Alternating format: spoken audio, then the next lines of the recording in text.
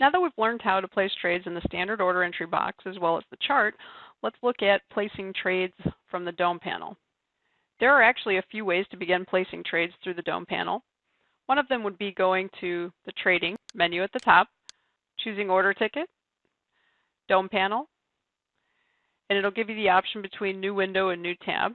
Because this is the first window that we're opening, we'll choose New Window. If you wanted to open tabs in the future, you would simply choose Tab, and you'll actually have one Dome panel with tabs at the bottom that you can toggle between. It'll ask you to confirm the account number and the contract that you wish to trade. And this is what a standard Dome panel looks like. Now, we could have done the same thing. I'm going to go ahead and close this. We could have also gone to our quote board, clicked on the E-mini S&P, right-clicked, and then chosen Dome. That actually saves you the step of typing in the symbol. Once we have the Dome panel open, placing a trade is as easy as clicking. Anytime you hit your cursor in this column, it's going to place a sell order. Anytime that you hit your cursor in the green column, it's going to place a buy. Whether or not your cursor is above or below the current market price, which is highlighted in green in the middle, will determine whether it's a stop or a limit. You'll notice as you toggle your cursor up and down the column, it'll give you the option. For example, right now we can left click and place a limit order. If we scroll below the market price, we can left click, also place a limit order, or we can place a stop order with a right click, and you'll get the same type of instructions if you're in the green column.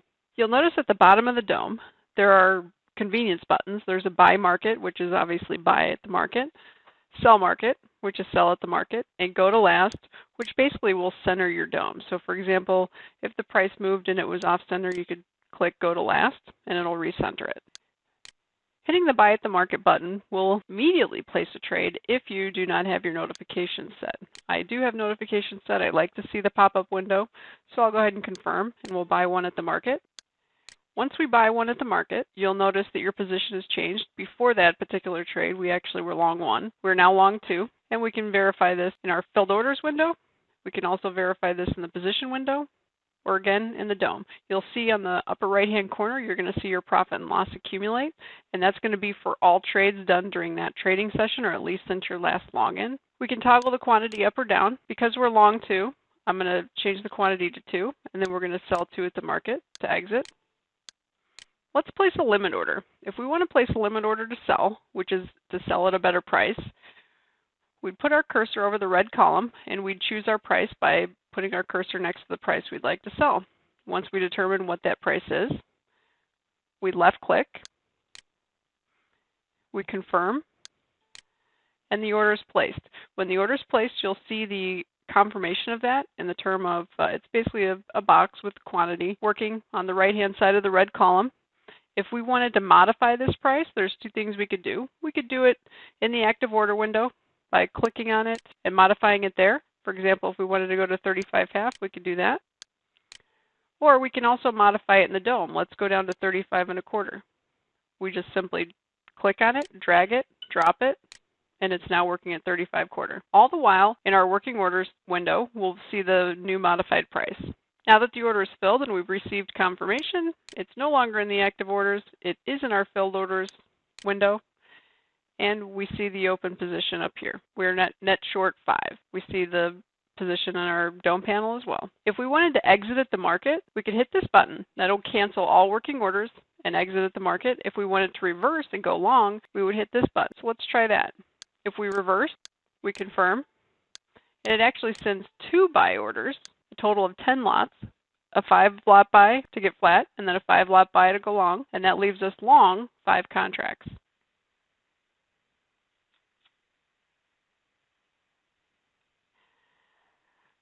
Let's talk about the special features within the Dome panel. On the right-hand side of the Dome, you'll see a histogram. This displays the volume of trades at every particular price. So for example, you'll see it gets a little thin up here around the 21.39.5, 21.39 area. That simply means that the contract traded there today, but only a handful of times. And you can actually see specific quantities traded. Of course, when a market's consolidating and it gets comfortable, it'll trade the bulk of its transactions in the same general price range on a quiet day. Some people tend to believe that if you're selling on the highs or selling when the volume's thin and buying when the volume's thin on the other end of the tail, they offer high probability propositions. And the theory is at that point, most of the sellers are already in the market or most of the buyers are already in the market, and the only people buying and selling at those prices are those that have to. For example, if you're short the market and you're underwater, you might feel pressured to buy back here, and perhaps this might be where a speculator that's flat the market might be interested in selling. If you'd like to remove the histogram, you simply click on this button. If you see that, I'll toggle back and forth. I like to have it just so I can see where the market's trading and where the market's more comfortable. If you put your cursor over this button, you'll notice it says chart. Clicking on it will pull up a chart. Similar to the way that we were able to create strategies within the chart trading feature, we can also do that in the DOM. Highlighting the thumbs up icon will implement the strategy feature. You'll notice it's now highlighted blue. The strategy that's in play can be found by clicking on this arrow and then selecting. You'll notice we've selected DeCarley, which is the strategy that we created in the previous segment. It's basically buying an E-mini S&P or selling an E-mini S&P, whichever side you're on, and then placing a 10-point limit. I take it back. I think it's a 5-point limit and a 5-point stop. So once we have our strategy highlighted and selected, we can now place an order. And you'll notice as I'm scrolling up or down, you see some orange boxes on the left-hand side that will indicate where the stop and the limit would be placed. If I was going to buy, you'd see the boxes on the right-hand side. So let's go ahead and buy one on a limit.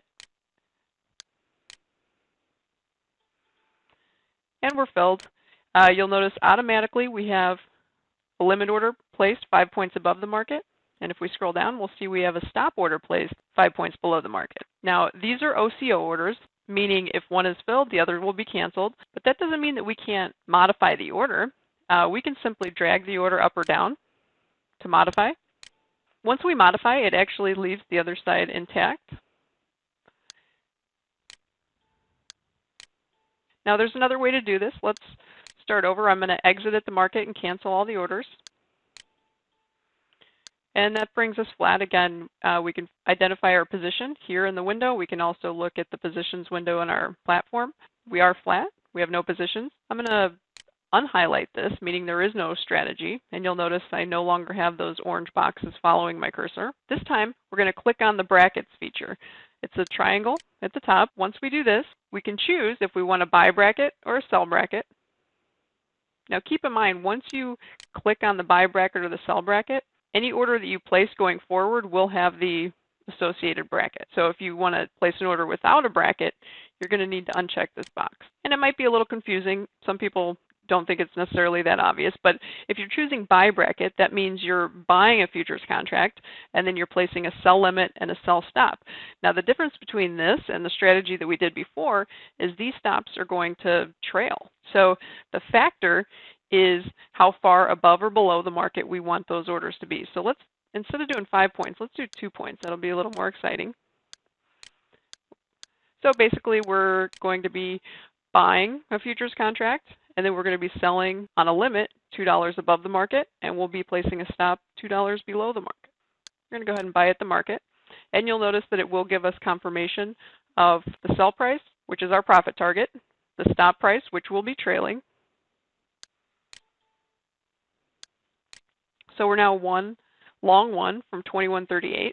We have a sell stop below the market, sell limit above the market. As the market moves higher, this stop will trail with the market. For example, we're long from 38. If the market gets to 39, our stop will trail up a point. Now, you've probably noticed that there are check boxes next to the limit and the stop. So we could have done this without necessarily having a bracket. We could have just done the sell limit or just had the stop go in. We don't have to have both. So just to point out the purpose of an OCO, let's cancel one of these orders. And you'll notice that it also cancels the other. So we no longer have any other orders working. However, we are still long an E-mini S&P. I'm going to go ahead and exit that just by hitting exit at the market and cancel. So we're now back to being flat. Let's move on to the shield icon. The shield icon allows us to place orders that are slightly different from the norm. So for example, we can place a market if touched. What a market if touched order is, it's simply a limit order that becomes a market order once the price is hit. If you've ever used a limit order, you know it has to go through it to do it. So if your limit was working at 21.39 on a limit order, the market would have to go to 21.39 1/4 for you to be guaranteed to fill. But if you're using a market if touched, 21.39 would be good enough to trigger the order. You might get filled at a worse price, but you will get filled. An iceberg order is one that is really only relevant to those trading rather large size. In the E-mini S&P, we're talking probably several hundred contracts at a time. Some of the less liquid markets, it might be appropriate to do an iceberg for 50 to 100 lots. The idea is the iceberg will only show the market the tip of the iceberg. It's only going to show a small quantity of what's really working. So for example, if you were working 100 contracts, it might only show 5 at a time. And the purpose of that is, you'll notice you can see the working orders of other traders here in the red and green columns. The green column is going to show you where other traders' buy orders are. So in other words, there's 575 contracts working at this price to buy, and so on and so forth. So if you're putting in an order for 1,000 contracts and all of a sudden this number goes from 400 to 1,400, that might change the mindset of other traders. Some people might think that's a signal to buy. Some people might think that's a great place to sell. Every strategy is a little different, but the idea is with an iceberg, you're only going to show them a piece of your order, not the entire thing, and hopefully it's not going to affect other traders' decisions. Using the shield icon, we can also place trailing stops. Now, a trailing stop obviously trails, but what's different between this feature and the bracket order and the strategy order that we used before is the stop's not going to be automatically placed when we enter our trade. So for example, let's buy one at the market. Okay, we're long an E-mini S&P. Now, if you recall in the other features, as soon as we entered the market, our brackets were placed. Our stop was placed and our limit was placed. Well, in this particular instance, this is a trader that wants to feel things out, see where he wants to place a stop, and then put the order in after the fact. So we're going to have a trailing stop with a factor of 75 cents or 3/4 of a point. Let's originally put the order in at 21.28. You'll notice it says TR stop for trailing. Now for every 3/4 of a point the market moves higher, the stop is going to trail along with it. If the market does not move higher after we place the trade, it's not going to trail at all. It'll just stay at 21.28. While we've got that working, let's talk about a stop limit. If you wanted to, you could place a stop limit using the dome by going to the shield feature and then clicking stop limit. A stop limit is basically a modified stop order. As you know, a stop order becomes a market order as soon as the price is hit, which is great in most instances because it guarantees that you're going to be filled. However, it is subject to slippage. Just because your stop is at 21.28, as ours is, doesn't mean that you can't be filled at 21.2775 or even lower. In extreme cases, it might be substantially lower. In today's markets, which are electronic and liquid, stop slippage is usually pretty minimal, but it can be large. The idea of placing a stop limit would be a trader that wishes to name the amount of slippage he's willing to take. So for example, with our order, we've got a stop at 21.28. We could place the limit at 21.27, meaning that we want a market order to exit the position if it gets to 21.28, but only if they can fill us above or at 21.27. In other words, we will not accept a fill below 21.27. On the surface, that sounds like a good idea, but the problem with that is 99% of the time the market would be able to fill you within that slippage amount anyway, and on the times that it couldn't, it would mean there's excessive volatility or maybe a large gap higher or lower, and in those instances, you probably want to make sure you have some stop order working at all, even if it means having a bad fill. And with the stop limit, if they cannot fill you within that predetermined range, the order just dies and you have no stop working at all. You can imagine if this happens in the middle of the night or while you're not watching, bad things can happen. If we uncheck the shield, the window goes away. Let's click on the clock icon, and as you notice, another bottom menu pops up. The clock icon allows us to flag an order for something other than a simple day order. Most day traders are placing day orders, meaning that order is going to die at the end of the day trading session. In the case of the E-mini S&P, it's 4 o'clock Central, 2 o'clock Pacific, but every market's a little bit different, so you want to make sure you know exactly when the closing times are. You'll notice by default it chooses none. That means a day order. But if you do want the order to be working good till canceled, meaning you want your stop order or your limit order or whatever it is you're working to work beyond the day session close, then you would make it a good till canceled order, or GTC. Some people like to have GTC orders by default, just in case they miss the close or they need to hold it till the evening session. There are two other order flags here, fill or kill, and the other is immediate or cancel. A fill or kill order is one in which a trader wants their entire order to be filled immediately, and if not, cancel it. An immediate or cancel order means they want their order to be filled immediately, even if it means a partial fill, and cancel the rest. For example, if somebody places an order for a 10 lot using an immediate or cancel order, if only 1 or 2 of those contracts can be filled out of the 10, they'll take it. The other 8 will get canceled. And a fill or kill, it's an all or nothing situation. Within the clock icon menu, you can also set a release time and a cancel time, meaning if you want your orders to only work during certain times of the day, you can stipulate when and where you want when you want the order to be placed and when you want the order to be canceled. And you'll notice as we were talking, our stop did trail. We originally had it at 21.28. The market moved favorably by 3/4 of a point, so the stop trailed higher.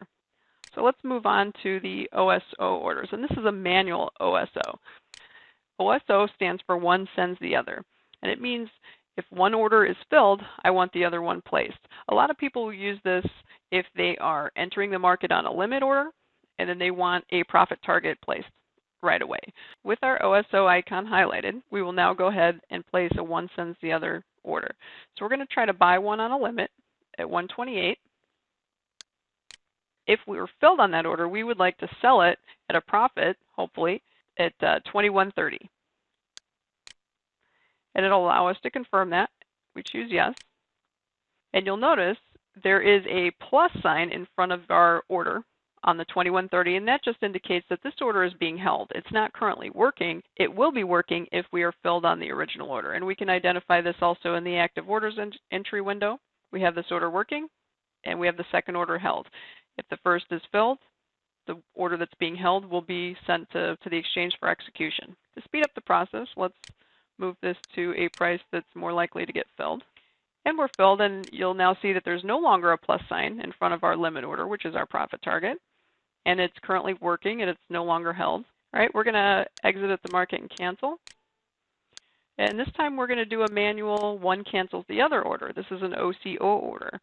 With an OCO, we're saying if one order is filled, I want to cancel the other one. It's the exact opposite of what we were just doing. And this comes in handy if you are in a current position and you want to place a limit for a profit target and a stop for protection. So let's sell an S&P at the market.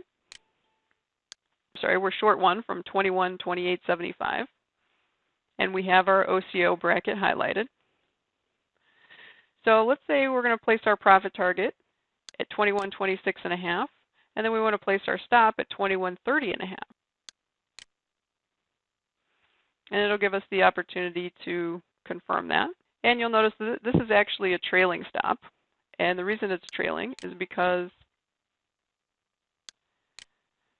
we have this with the trailing stop of 75 cents enabled. If we uncheck that, any future orders will not be trailing stops. So just keep in mind, just because you close out the window doesn't mean you've disabled all of the features. Make sure everything's unchecked if you don't want those to be working. So we had showed you earlier that you can link your quote board to your chart so that you can quickly toggle. You can do the same thing with the DOM panel.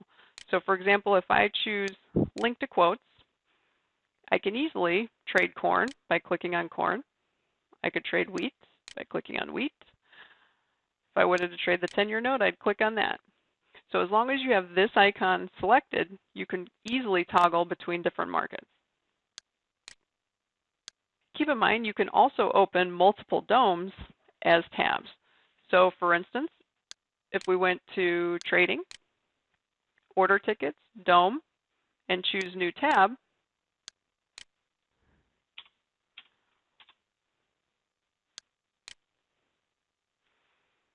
it will not close out our existing window, but it will create a new tab. So we can just toggle between the two markets. And remember, go to last will center it for us. If for any reason you decide you want to change the look or feel of your DOM, default quantities, those sorts of things, you can click here on this little gear icon and go to the options, and there are plenty to choose from. Once you select everything, choose apply to all DOMs if you want all future DOMs and all open DOMs to behave that way, or just apply if you want it to apply only to this particular DOM. This is a pen icon, If you pin it, it will make sure that the dome always stays on top, so it's always front and center. If you unpin it, you will be able to bring other windows to the top. But if it's pinned, you can no longer do that. This will always be on top.